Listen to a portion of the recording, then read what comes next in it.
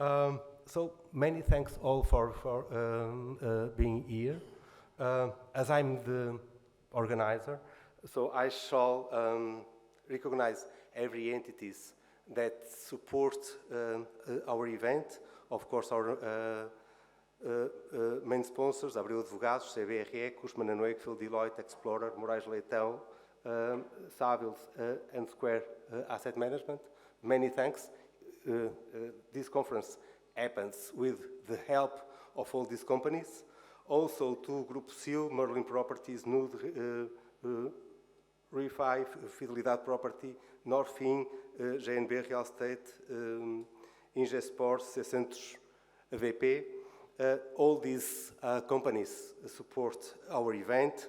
To all associations that are today with us, ACAI, APAF, APCC, APFIP, API, ASPRIMA, EPRA, RIX, and WIRE Portugal. For all them, many, many thanks. For all colleagues of press, and namely for the national TVs present in the event and all the other media partners, many, many thanks. You make this event possible year after year. As usual, we have the best animator that you have already met from other years. Roger Cook has a major advantage for being the moderator of this conference running in English, because he's English. So there is no one more perfect to make the moderation of an English conversation than himself, English word, and of course a great friend and a very deep knowledge of the real estate market, both in Portugal and in Spain, with a very long career. Please welcome Roger Cook, our conference chairman. He will run the conference as usual. Roger Cook, many thanks.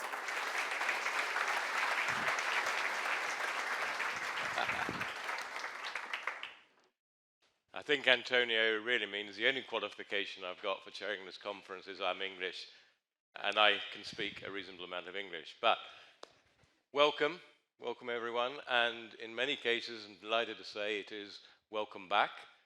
I know Antonio is very good commercially, but I think even Antonio wouldn't be able to get you back unless we were offering something material to you all. I'm delighted to be back. Perhaps slightly surprised, but it's great for me. It's also a responsibility because I have to make sure that you get the most out of this event that's possible. But it is also down to you to participate.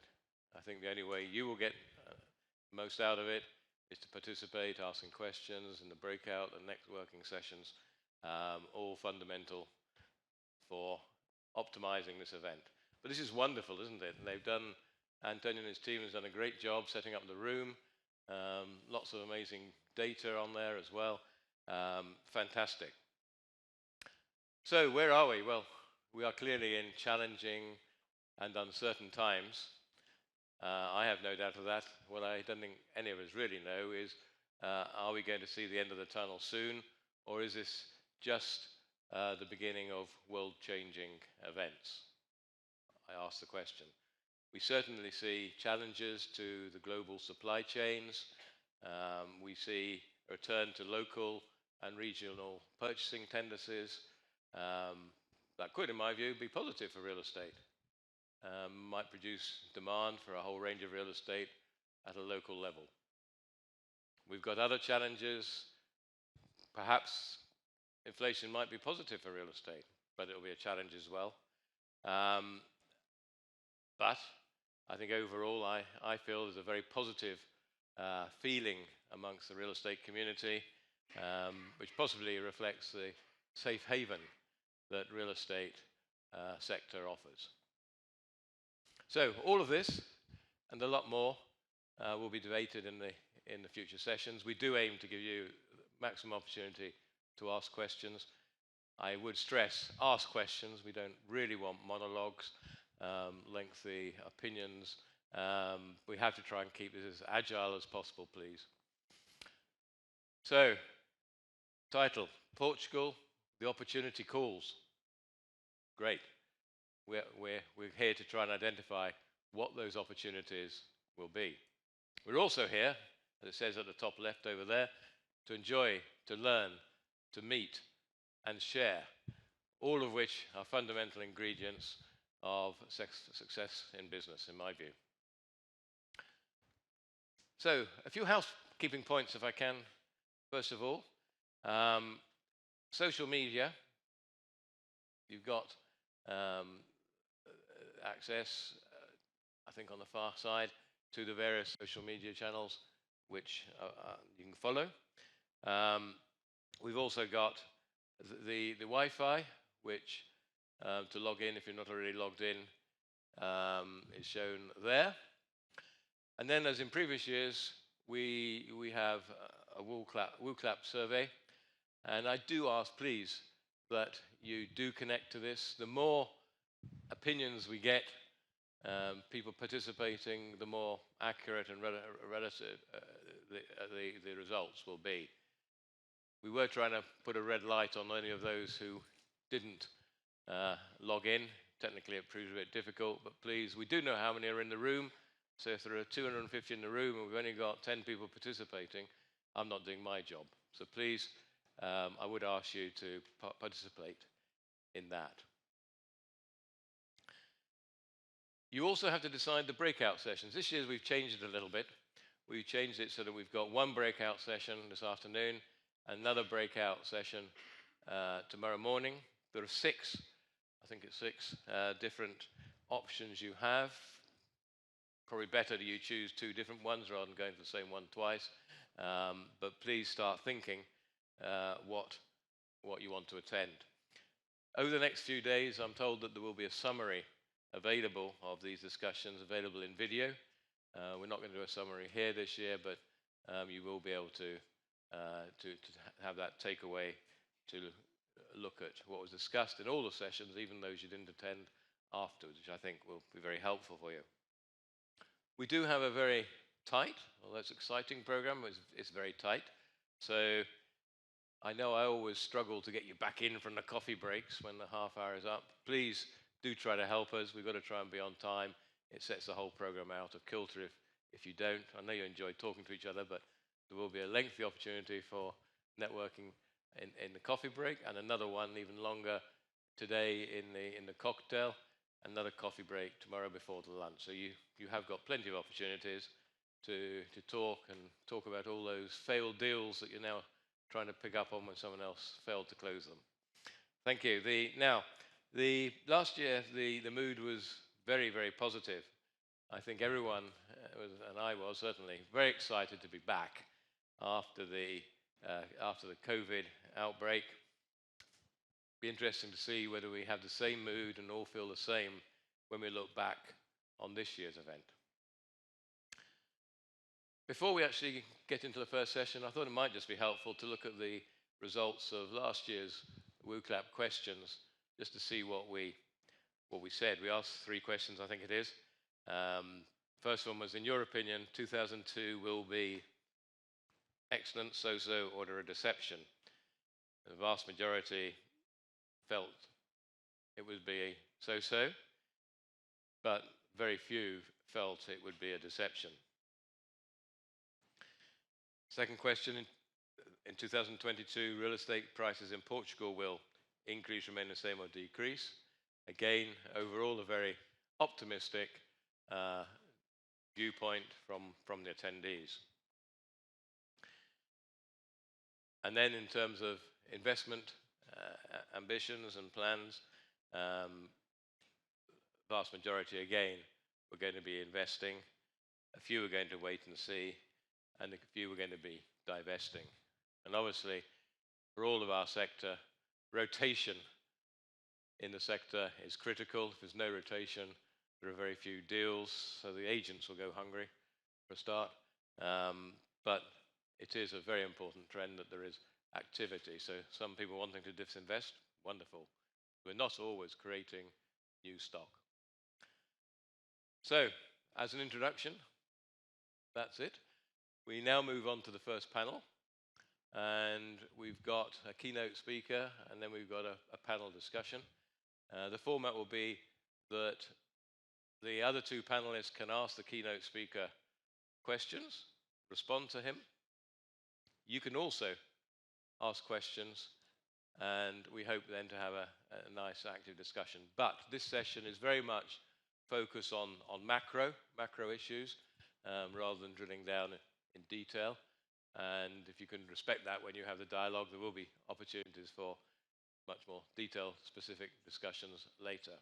So, to introduce the panel, first of all, it's a great pleasure to welcome back, because he joined us 2 or 3 years ago, Pedro César Vieira, who's the former Minister of State for the Economy and Digital Transition. All the important people, in my view, have this phrase, digital transition, digital transformation these days.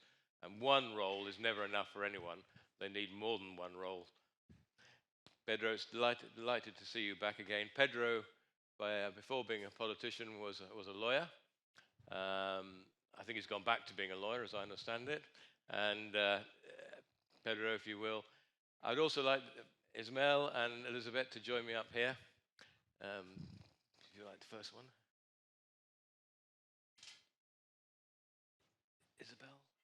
Elizabeth? Ismael? See. So Elizabeth Mathieu is founder and managing director of South Cap.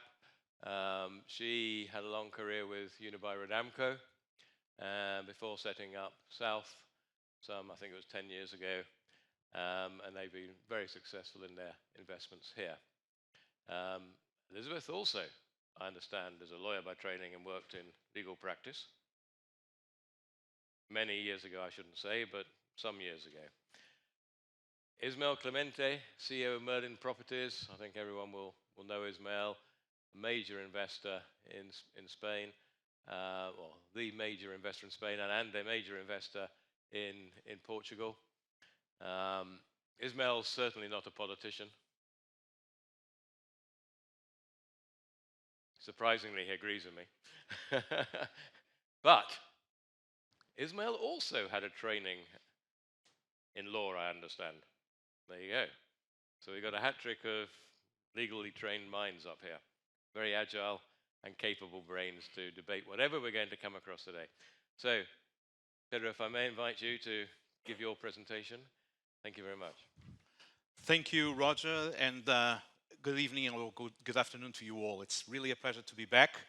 It's a pleasure to be back in Estoril. It's a pleasure to be back in front of all of you. And we were asked to talk about new economic horizons for Portugal. And when you're in the ocean, the horizon is a place very far, far away. And these days it's very difficult to look ahead. Storms are gathering in the immediate vicinity, so it's very difficult to talk about the horizons as such. And of course, I gather that you would like me to be talking about where inflation will be in 2024, or what I expect the duration of the war in the Ukraine will be, and the impact that may have. But clearly, that's not something where I may have more information or more informed guessing than you do. I guess that it was Donald Rumsfeld who famously said that there are known unknowns and unknown unknowns. And these days I feel that we know that there's a lot of things that we don't know how they will come. But there are probably even more things that we don't know that will happen. So I thought that rather than looking at what's happening immediately and what the outlook for the next few months is, I would look at larger trends. Because even if we are facing hiccups along the way, the long-term or the mid-term trends are there. And in a time of turmoil, even if we have to be almost navigating day by day and taking decisions which have an immediate impact or reacting to circumstances, it's very good not to lose the focus and see where we're heading. So that's what I'm intending to do, and I will be talking about 3 things. And these 3 things will be what I called the end of the great moderation, the economic landscape in which we got used in the last 30 years are probably getting into an end.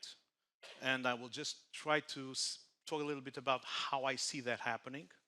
The second thing is, what are some definite trends that will impact on global and European economy and will have an impact in our country? That's the second topic. And then finally, I will try to focus on Portugal, what we have been doing in the last few years and what are the opportunities and the challenges that we are facing in the next few years. So hopefully, we will not lose sight of the long-term trends, and given that, we'll be better able to cope with the immediate turmoil. So the first thing I'd like to talk about is the end of the Great Moderation. Great Moderation was a term coined by Ben Bernanke, who would become the head of the Federal Reserve. In 2005, he talked about the Great Moderation. The Western economies have reached a point where you could master the economic cycle. There was low inflation, stable growth, low interest rates. You could have some hiccups along the way, but globally you could expect certainty going forward. And that's the world we grew up professionally. This started in the late 70s, early 80s with the end of the inflation, and then privatization, the deregulation, and then with the end of the Cold War, the implementation of global institutions which foresaw global trade and flows of capital, with China being co-opted into the World Economic Order and joining the OMT, thereby creating a system where we could globally place production of goods in the cheapest locations, and technology and transportation would allow the flows to occur. So that brought down significantly prices of goods down and created a consumer market around the world. Those are excellent conditions. And because of that, we could pass through the global financial crisis when the financial system exploded. And we could pass through that because the overall conditions still allowed these things to happen. And particularly after the global financial crisis, we really had a situation which, if you look at it, is completely abnormal, of negative interest rates. 12-month Euribor has been negative since 2015. And we have come to believe that this was the normal thing. And it's not. It's absolutely absurd. 2006, you remember the euphoria in the markets. Euribor at that time was in excess of 4%. So you can see how strange these last few years have been. So this great moderation is probably disappearing before our eyes. I joined government in 2017. I sat at the Council of Ministers of the European Union, and I noticed the discussions that we were having there, 2017. And the European Union and the ministers were concerned about three things, very significantly. The first was that Europe had lost the edge in technological terms. The technologies which matter for our common future was dominated by China, by the US, but not Europe. Europe was specialized in industrial technologies which were becoming obsolete. How do we cope with that? If we don't have the edge technologically, our economy loses competitiveness.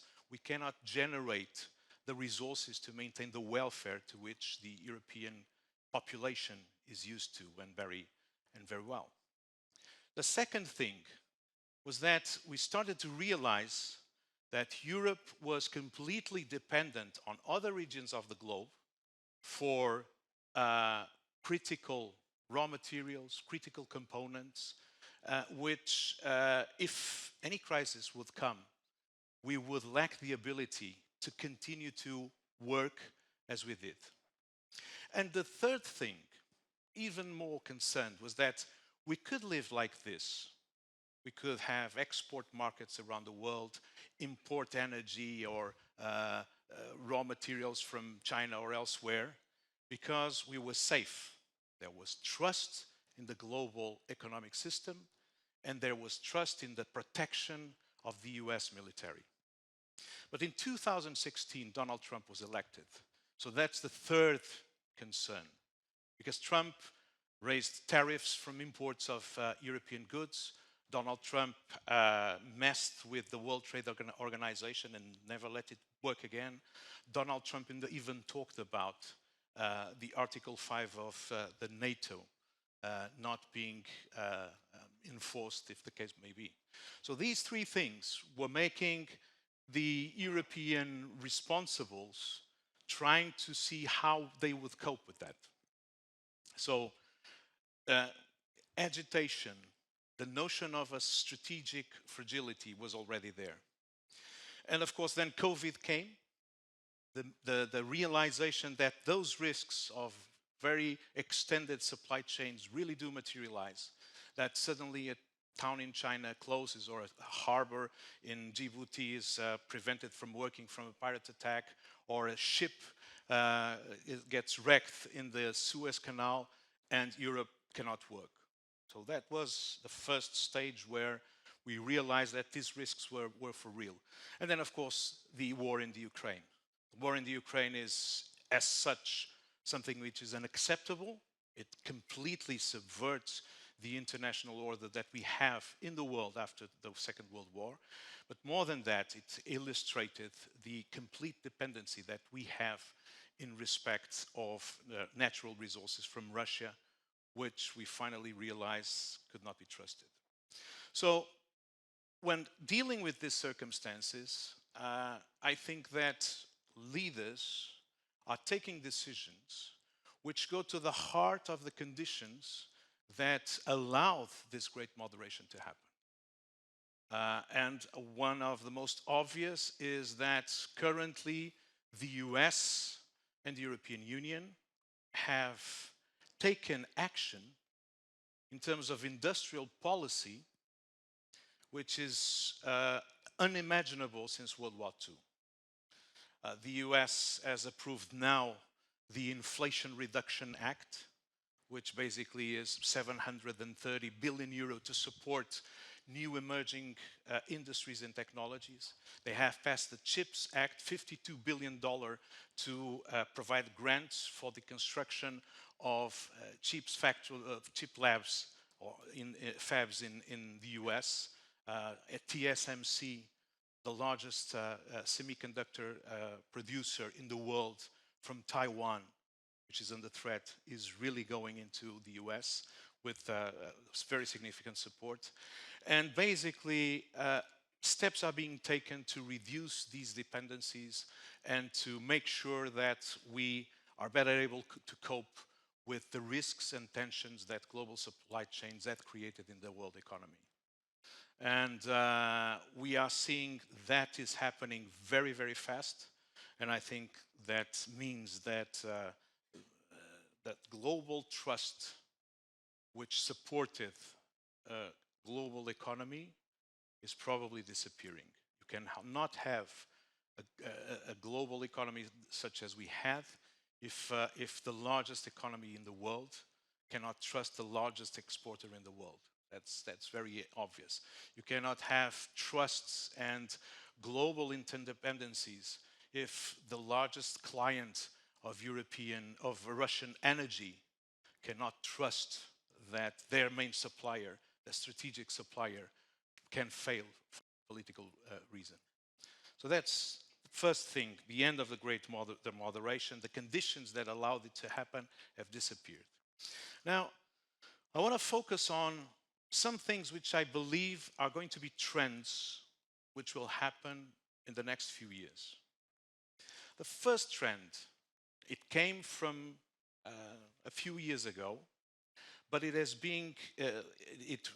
born out of a concern about the ability of our planet to support our species and the way our economy is able to continue to work and grow given the limits to natural resources, which is energy transition. This was on the agenda very clearly for a few years now, but it's going to be accelerated now that Europe realizes that it cannot continue to rely on external suppliers. If you think about it, Europe gets its energy from not only fossil sources, but from places as safe and secure as the Middle East, Russia, Venezuela, Africa. So basically, I think it's very now clear that we need to be self-sufficient in terms of energy. So this will bring about a lot of investment in renewables. The EU has now passed the Repower EU Act, which basically calls for more energy efficiency, a lot of investment in terms of making sure that we can save more energy than we do. Second thing, more investment in renewables. The idea of a new generation of nuclear power station is now becoming again acceptable. So all these things will happen. They will be very strong. They will drive investment in the next few years, and they will require changes all along the way, from all the auto industry to the way our houses, our buildings are built and are maintained. That's the first trend, which I think will be key in the economy of the next few years. The second trend, and has to do with what I talked about, dealing with overextended supply chains. These global supply chains are extremely efficient. You could get just in time the component you needed to get into your line of production. It could come from China, it could travel to Poland, it could then go to a factory in Germany. But the truth is that whilst they are very efficient, they are also extremely risky. And one of the manners that multinational companies, which are the basis of global trade, and national governments are dealing with this, is by making sure that they diversify their sourcing and that they bring production capabilities closer to home. So when we talk about reindustrialization, we talk about, for instance, Mexico becoming much more a supplier of the US than China has been. We talk about a lot of production coming from Asia to Europe, and in Europe to certain particular locations. You're talking about making sure that we bring to Europe certain the manufacturing of certain productions which we used to import. This will be more expensive. Have no doubt about it. It's more expensive. The great globalization allowed us to lower costs and lower prices. So it will be more expensive, but it will be less so than it was 20 years ago, because technology and efficiency in manufacturing will also allow us to do better this time. The third trend, I think, which we should bear in mind, is that in the next few years, governments will have much more impact on the economy than used to be the case. Not only because of these trends in industrial policy, but we are seeing, I'll give you a few examples in respect of what's happening in the European Union, for instance. A very significant review of competition policy. European Union were extremely strict in accepting state aid, i.e. government supporting firms in their business. We are reviewing the state aid rules and are allowing in a much more significant way governments to support investment of companies in research and technology, but also in even production capabilities. And we are seeing an increase in investment in science. We are seeing a review in trade policy. The European Union has trade partnerships across the globe. We are now reviewing those trade agreements to make sure that we don't get goods in the internal market from producers who do not meet our social and environmental standards. Social and environmental standards are a cost to producers. European producers support those costs, but we can purchase things from Bangladesh or China which do not meet those costs and put goods here in Europe. That's the third trend I see. And the fourth trend, of course, is the turbulence of all this transition. Such a massive transition in such a short period of time creates winners, losers, certain segments of the society will be more impacted than others. This will have also political consequences. Political uncertainty will be added. We are now facing issues around there won't be normalization of the energy markets in the next 12 months or so.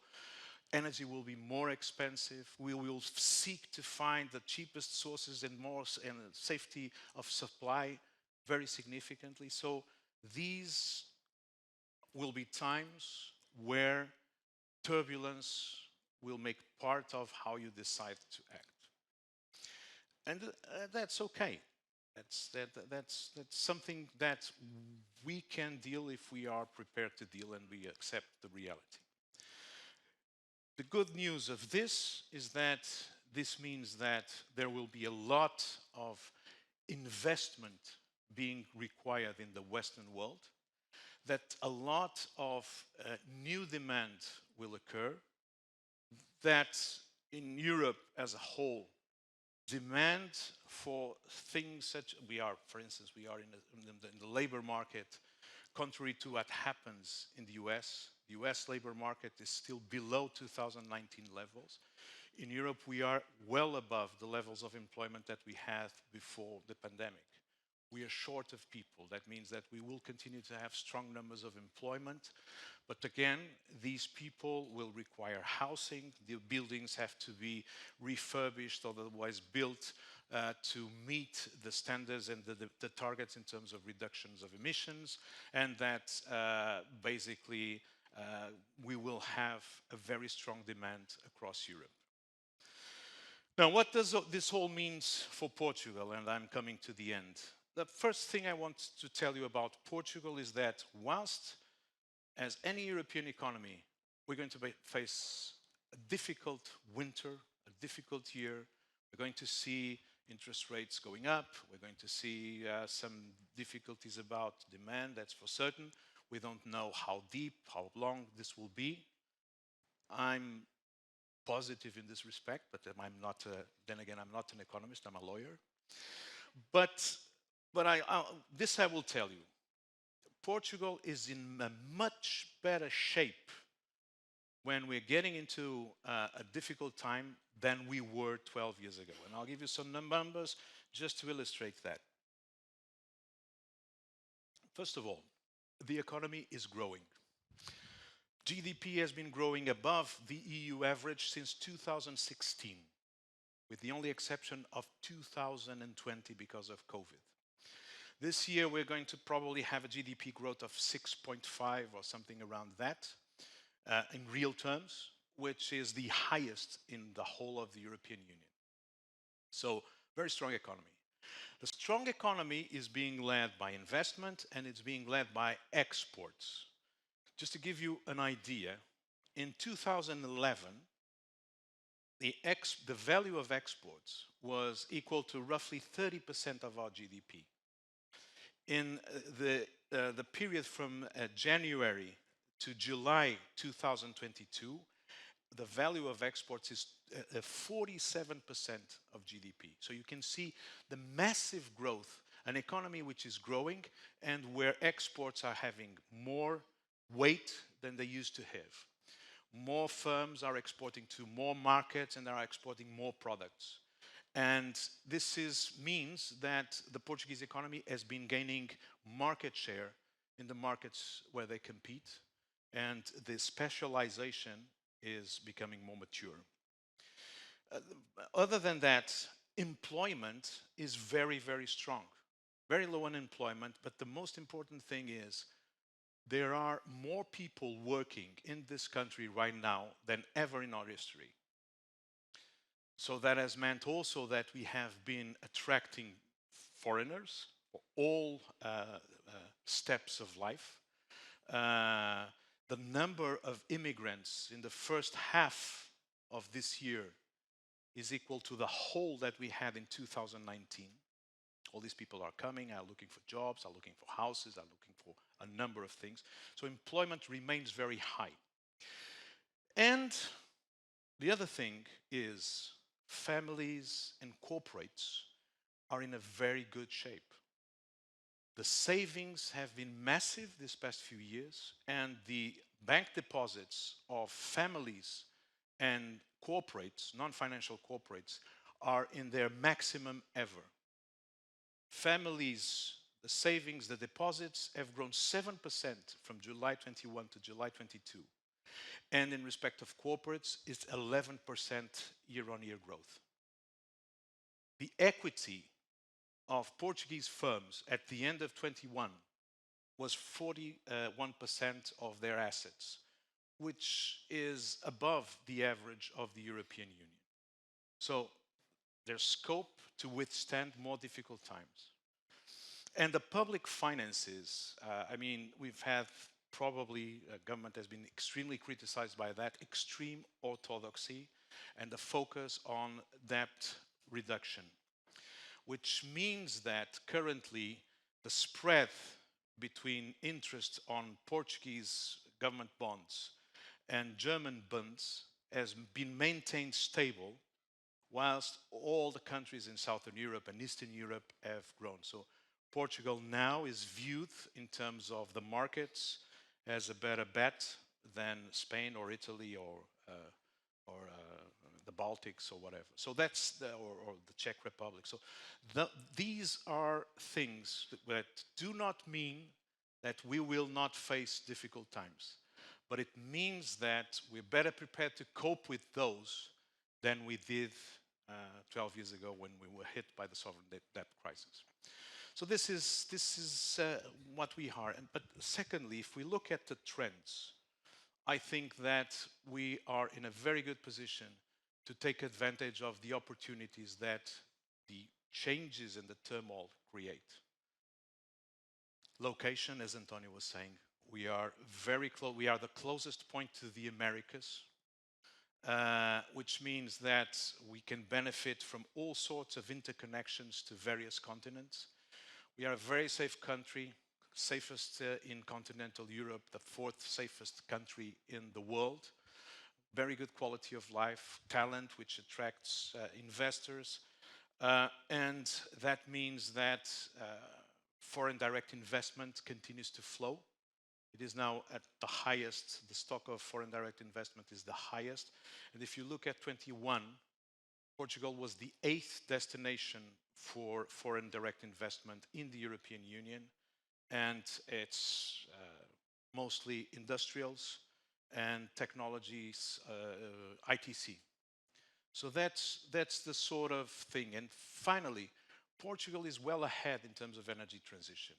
We are not, we use gas mostly these days from LNG, which means that we can source gas from various points. We have a very high penetration of renewables, which means that we can supply, we have security of supply of energy. And currently, actually, Portugal and Spain have the lowest electricity prices in all Europe. So for the first time, and for the next few years, Portugal will have an advantage in terms of energy, which, as you know, is what attracts investment and industrials and consumer intensive. So my point is, the world is going through a change. That change will be very structural. The Western world will try to come together and meet all the strategic fragilities that we have. And in the context of change, I think that Portugal, which historically was in the periphery, was in a very bad situation because we lacked the resources, we lacked natural resources, we lacked an educated population, now has probably a better chance of adapting to this new reality. That's my thing. I took a little bit more time, Roger, than was expected, but I'm happy to have the discussion going forward. Thank you.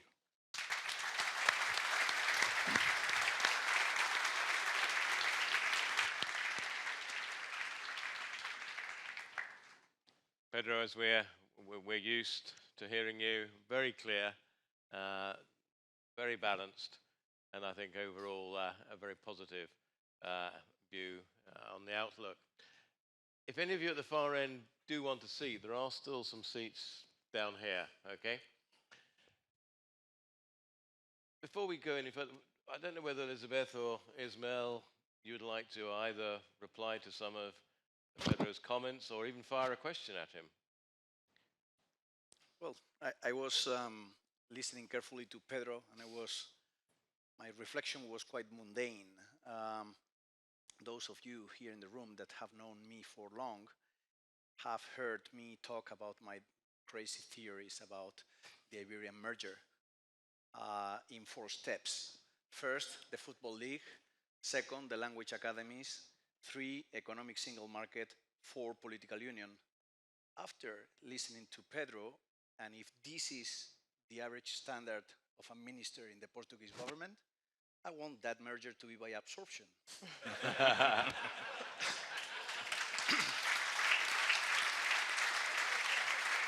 Which way? Okay. I'd like to thank Pedro for this very clear, or maybe I should say clarifying speech about what stands in front of us. I mean, even if you have a background as a lawyer, I can understand that you're much better than I am at macroeconomics without any doubt. There's one thing that I'd like to share with you, which is the feedback that we have from our tenants on the Portuguese markets, which are some of the, let's say, biggest companies in Portugal, either international or Portuguese. And the big constraints that they're facing right at the moment is really the workforce and the shortage of people. So I absolutely agree with you that Portugal is probably well positioned compared to other European economies, but this potential shortage of people might be a big issue. And there is as well another effect that I'm hearing all the time from these companies is the cost of housing compared to the average salary, which makes basically the life of employees quite difficult. So how do you think that this shortfall or shortage of people might be a hurdle to the Portugal writing this new page of economic history? Well, thank you. I mean, that's as I used to say, that's an excellent problem to have. To be honest, if you look 10 years ago, 10 years ago, 8 years ago, we had 17% unemployment. We had 450,000 people who have left the country permanently in a period of 5 to 6 years. And the problem we had was insufficient demand rather than what we're facing now, which is firms have orders, they want to respond, and they lack the resources. So that's one thing that is not going away. If you talk today with firms, rather than talking about issues about costs of production and the like, what they say is, I have this client, I can do things, and I lack the resources, including human resources. So that's the first thing I would say. The second is, we're conscious of this. We need people. But we need people on all aspects. There's a lack of unskilled staff, very significant. One of the effects of the pandemic was a lot of people who worked in the leisure industry, construction. They have left to other activities and are not coming back, so we need people. We've just completed an agreement to facilitate the circulation of Portuguese-speaking countries' citizens into Portugal. It's now gone to Parliament. We need to expedite the work permits for them to come. But of course, we need to provide them then accommodation. That's an issue because I was in Oporto the other day, and I was with a Uber driver, a Brazilian, was saying a lot of Brazilians are coming. Everyone from Brazil seems to want to come. They have jobs, but the point is that with the salary they get, they cannot pay the house. So this is, I think, that the most critical problem is not where we're going to find the people, because if you talk to all the ITC companies who are doing now development centers, software centers in the country, what they say is, I can bring everyone, I can bring engineers from everywhere, because they all want to be in Porto, all want to be in Lisbon. It's a very pleasant place. It's much more difficult to send people to Warsaw or Krakow or whatever, because the weather here is better and the people are nicer and they speak better English. So the point is really, I think the critical topic is housing. If we solve this, then I think everything else will follow, which means that you have a role to play. And I know, of course, that the authorities can create a problem. Actually, it's an European problem. I think we all should be aware that Europe is a place where it is extremely difficult to build whatever. You cannot get a building done in the UK, you cannot make a factory in Germany, you cannot make an airport anywhere in Europe. So that the sort of, we got used to this sort of luxury of having a very fine environment, very fine quality of life, but then we need to act. And I think that's one of the key topics going forward. And I hope that governments in Europe can ease, environmental restrictions. We cannot get energy transition. We cannot get clean energy if we don't build solar PV plants or nuclear plants. And they, of course, have an impact on the ecosystems and the landscape. So this is the sort of hard decisions that we have to do. And these are the critical topics that we should be focusing. Talking about sustainability, I understand that now coal is a green, sustainable fuel again. Sorry? Coal is supposedly now classified as a green fuel. Goalposts being moved, survival. Well, we don't have coal power plants we don't have Portugal. coal-fired power plants in Portugal. We closed the last one in 2020. So we don't have coal-fired plants. There's no coal in Portugal. And do you see that? Actually, just by closing the coal power plants, we've achieved 40% in the overall reductions of greenhouse emission gases that we are committed to with the European Union. Just to give you an idea of the impact that it has. And do you see a need for more European Union unity? Or do you see that limits each country's room for maneuver, which in this new world we're living is going to make it complicated? I have a very clear view, which is in this global world with these global threats, with climate change and security in the borders and terrorist attacks and migrations and the like, and energy dependency, each and every European country is small in the world. So even Germany is now realizing very dramatically that they cannot cope on their own with the challenges that they have. So for me, it's very obvious, and I think it's becoming obvious to everyone, that we need a stronger European Union to deal with the challenges that we have. And I think that political leaders in Europe, ever since COVID, have realized this. Even the great difficulty that we had with the eastern side of the Union, they now become much more conscious of the thing that they get from the European Union, which is a sort of umbrella protection from Russia. So I think the case for a stronger European Union is very obvious. But I know also that there are tensions, that the first reaction to COVID was to close borders, that the first reaction to all the energy supply issues has been to store and maintain our things.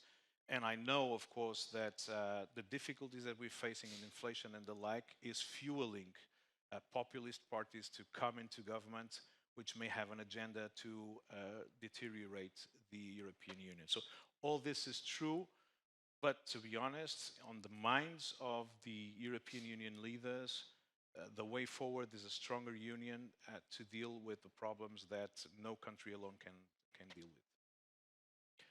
Before I throw it open to all of you to have a go at the three panelists, I'm going to ask more of a real estate question, perhaps to both Elizabeth and to Ismail.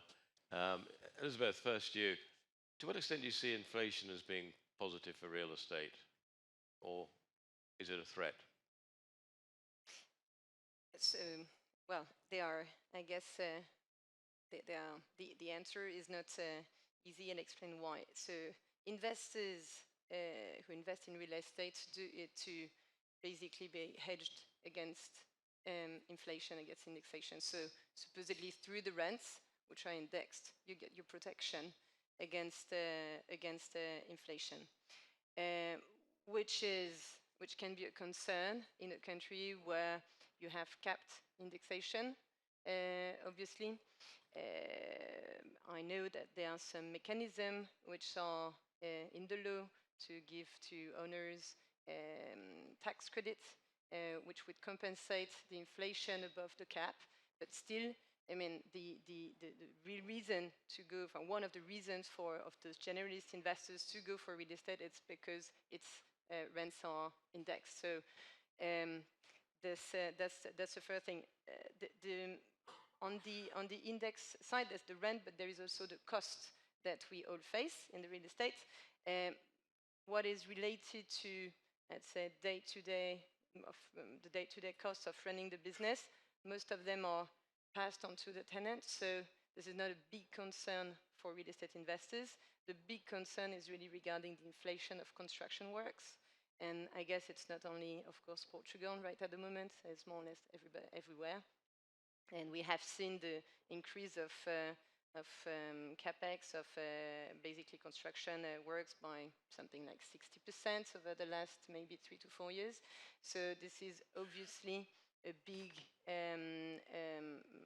problems in terms of meeting your target returns, and a big concerns for investors. And do you see an ability to pass through all the inflation to tenants? Is there going to be a European norm, or is country landlord by landlord? No, I mean, I don't know if there's any. I'm not.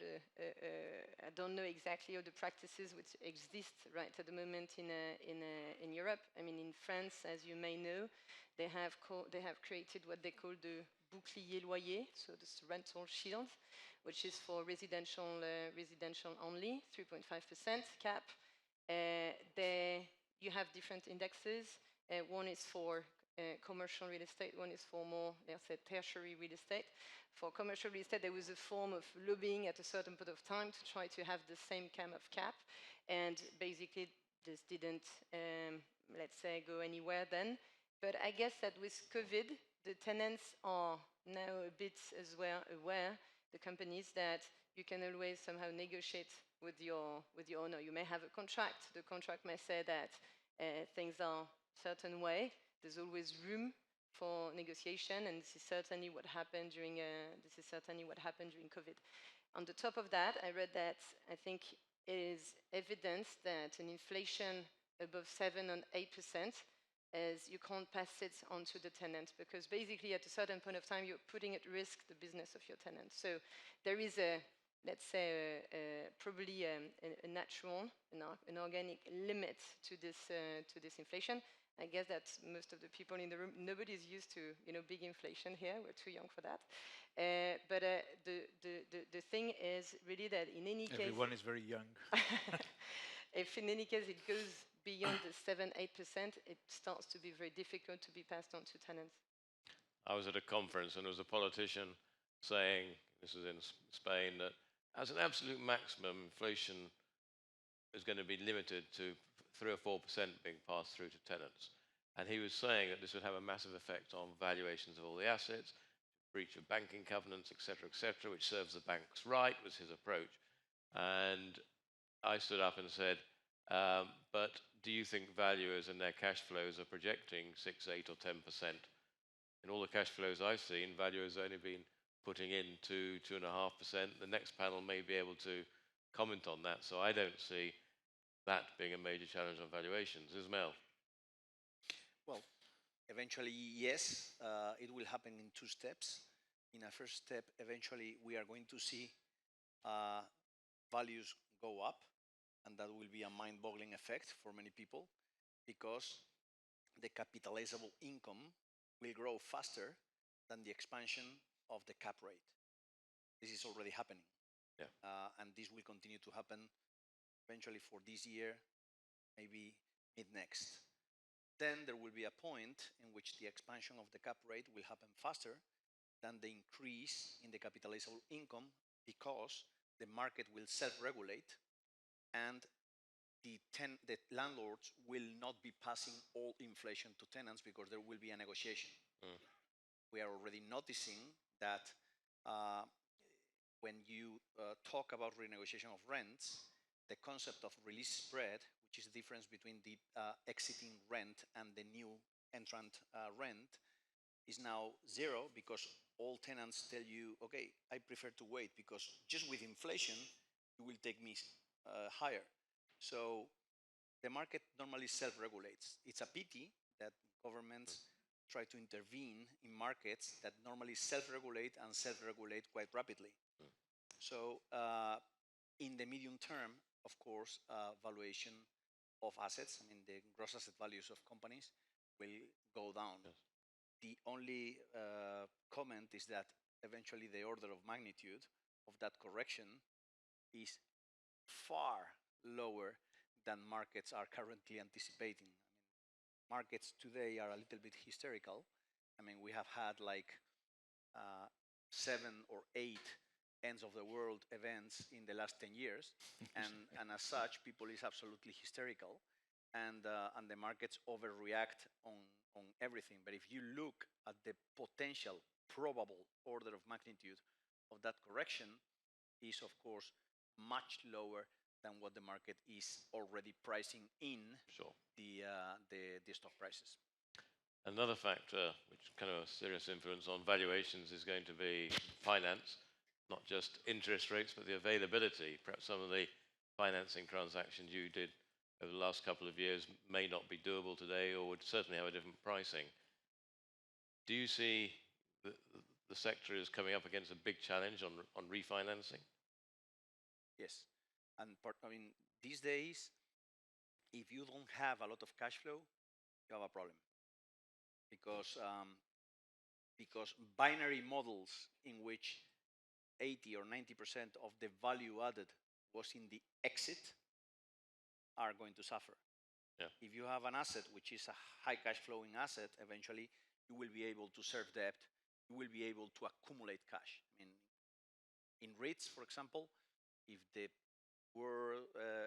worst comes to worst and everything explodes, you can always retain your cash flow and pay down debt, provided you are around 30% LTV. Mathematically, normally you can use your cash flow just to retire debt and become 25, 20, 15, eventually have no debt on the balance sheet just by retaining the dividend. So that is technically possible, although it is not desirable, because you need to meet your investor requirements and they want their dividend. But for private equity firms, I think it's going to be a bad season, because refinancements are not going to be easy in the foreseeable future. Also, for highly indebted structures, eventually they are also going to find a lot of difficulty in refinancing their debt burdens. So yes, we are aware that eventually in the coming future there will be complicated situations out there, and you have to be mindful of what the ripple effect that they could cause on your ordinary business. Even if you are in good shape, there will be a ripple effect, because the market, as commented, is a little bit hysteric these days. And do you see that the corporate debt market is more open than the mortgage market? No, they continue to be equally open. Right. And what is really a luxury is to have, and this is only very peculiar of real estate companies, you have the luxury of choosing what market you use. And in the recent past, we have been always leaving apart the mortgage market, and 100% of our debt is unsecured at Merlin.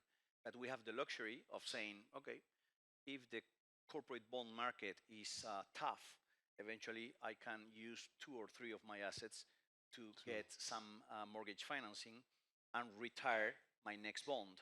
So I have the luxury of choosing between corporate bond market, bank debt unsecured market, and bank secured mortgage market. Elizabeth, do you say Yeah, you agree with Ismail? absolutely. I think that investors are there's access to debt, to different kinds of debt. I guess that what we feel from investors is more some concern about the cost of that debt, because it changes so quickly at the moment that they are not worried about not being able to be financed. They're just worried about the cost of this financing. So there's more concern on the cost rather than the availability of debt, because you still, as Ismail said, you have many products available to finance real estate. Okay. Right. Any questions from anyone out there? I think we've got some mics to rove around. I can't see anyone got a question? Go on then. Are we circulating mics? Yeah, the mic coming.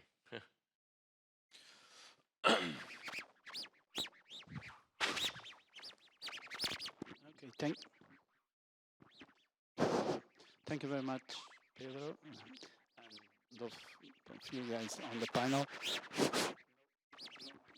think it's okay. No?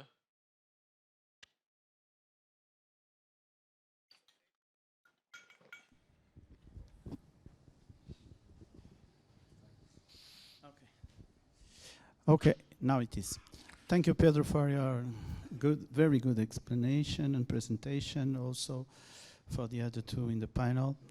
I don't know, Pedro, if you have been time to read what Rubini has presented on the EPRA meeting in Paris a few days ago, where was a big scope of investors and people from Europe, different countries in Europe.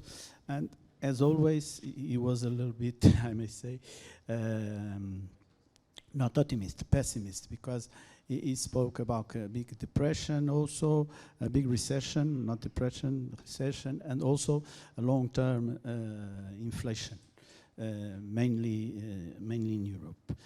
And yesterday, there was a catastrophic analysis from another economist that put it in the market and in the newspapers, that it will be a big recession, a big depression, bigger than the 30s in the United States, and so on. That is a very different scope that I may say most people in Europe has analyzed and speaking in the last days, and also what the economists said in Portugal. What you see about those different views from different people? Well, Rubini is famous because he was the one who said that there would be a global financial crisis. And what people forget to mention is that he's always saying that the world is going to come to an end, and he was right once. So that's the problem, I think, with if you want forecasts, particularly forecasts in situations where the level of uncertainty is very big, where the circumstances are changing very rapidly, and the economic models simply are not prepared to deal with the uncertainty. So finally, what you get is a sort of gut feel. And in my experience, gut feels have more to do with your personality than really data analysis. Ismail just said, I do think that this recession will be shorter and will be of a lower impact, and the market is now discounting. I tend to be optimistic. Rubini tends to be catastrophic. So I think somewhere in the middle, I don't know if it's in the middle, but the thing is, I do believe that the fundamentals of the global economy are going to be different in 5 years' time of what they were 5 years ago. I do believe that change is going to happen and that such change will have an impact on a lot of things we do. I tend to believe also that, just like Ismael, that if you look at the immediate problems that we have, inflation, for instance. Inflation, we know why inflation is happening in the US. They just wrote checks to families and there's a lot of demand and people are not working, and that's one thing. In Europe, it's basically driven by energy prices. And these things will adjust. How long will they adjust? Is it going to be because the central banks repress demand, or is it going to be because by the end of 23 we finally can source natural gas and we have made a lot of these are things. I mean, is this the end of the world? I don't know. Rubini was right once. I don't think if you will be distinguished for being right twice. But then again, he always says the same things.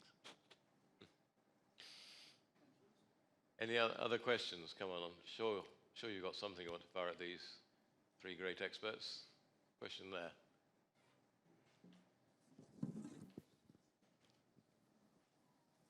Two rows back. Thank you. Oh, it's again for you, Pedro. I believe that the scenario, which is quite optimistic that you presented, is based on the assumption that Europe will keep the same. But there are some political risks, I guess. You probably think about those, about what is happening politically in Sweden or in Italy. What could this mean for the integration of Europe that we have at this moment? Can you elaborate about that? Thank you. Actually, no. I mean, Sweden is one thing. Italy is a very large economy that will have an impact if there's a change of government, if the brothers of Italy come to, that will have certainly an impact, and we are already seeing that markets are reacting a little bit to that. As I was saying, I do believe that we need a stronger European Union, but to get a stronger European Union, we need the European governments to want such stronger union. Because the way it works, it's changing the way we work requires political decision, which is government's decision. So if any one government, particularly a powerful government, is not aligned, then that can delay the scope of the actions that I believe we need. And it makes all other governments to think, where are we going? What decisions do we need to take? But if you look, again, if you look at the long-term trends, the European Union is now stronger and more integrated than it ever was. If you talked about 2010, 2011, everyone thought that the Eurozone would break up. Everyone thought that the European Union would disappear. If you look at 2015, with the million of migrants that came and countries closing their borders and say we will not accept anymore, and governments were fighting and Matteo Salvini was in the Italian government, and the European Union was coming to an end. If you look at 2016 with Brexit, everyone was talking about Frexit and Grexit, and so these things test the resolution of the European governments and the European populations. My view, and I'm not Rubini, my view is that everyone which counts that the West is weak and the resolve of the European countries is not sufficient tends to lose. Look at what's happening with Putin right now. So I think that the European Union is stronger than we make it of it, and that it has proven in the past that it can withstand difficulties. Will this be easy? No, it won't.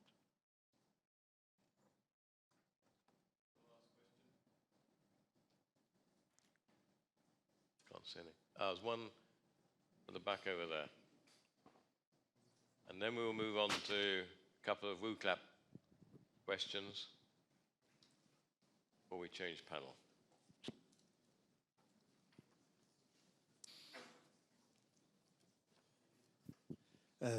Well, I'm also optimistic, and I also have a question to Mr. Pedro Silvier.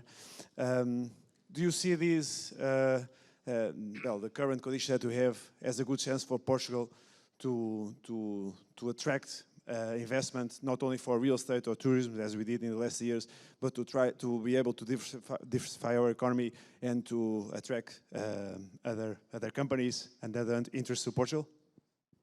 Yes, I do. And I think that's happening. I was talking about how Portugal in 21 was the 8th destination for foreign direct investment.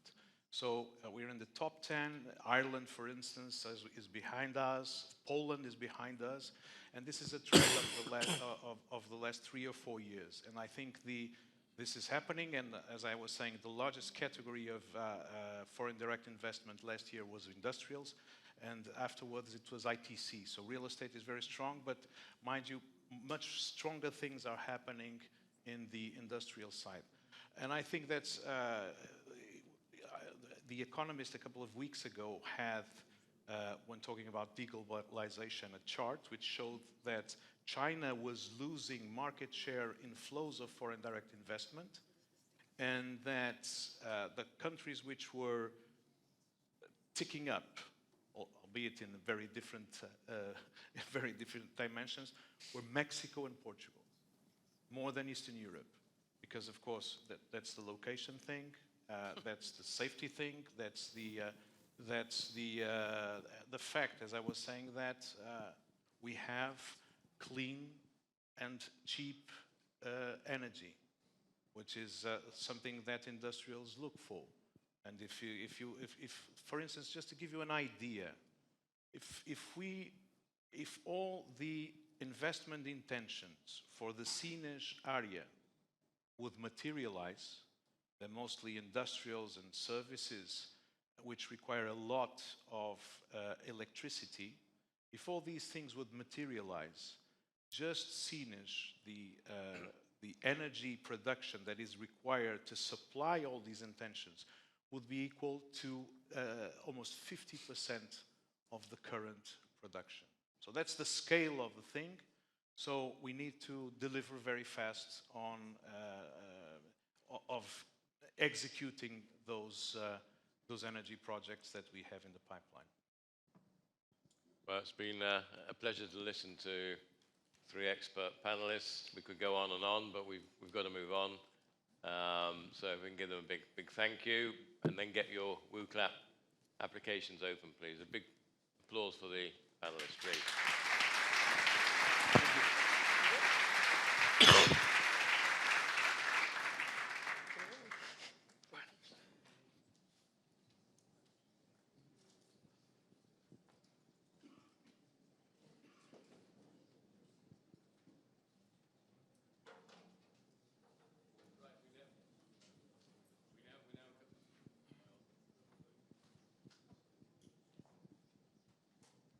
We now come on to the first WooClap question. You can... To what extent are geopolitical risks becoming a greater concern for your investment decisions?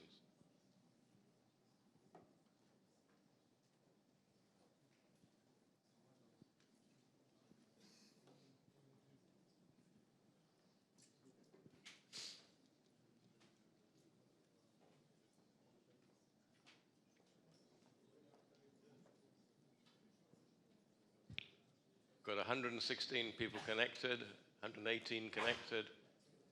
We're going up, 57, 60. People voted. It's nice to see we got 2, what I call optimists, on change, not significant concern.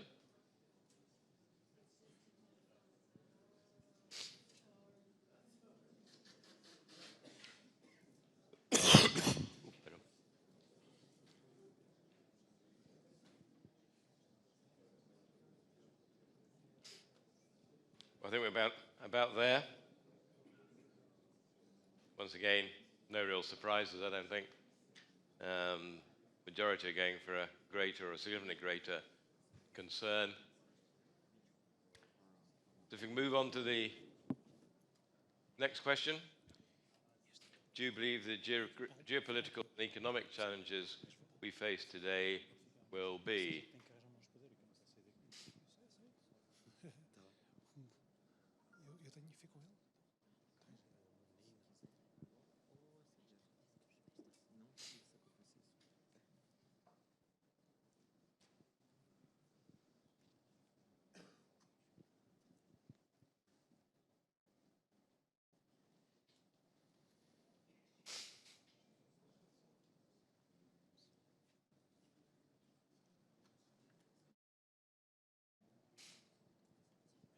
Come on, it can't be that difficult. Surely you can get up to 100 people voting this time. Come on. There we go. Come on, come on. There we go, my 100.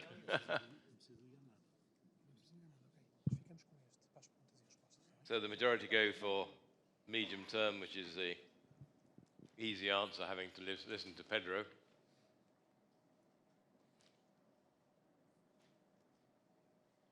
There we go. We'll close those two votings so that we can now move on to the next session.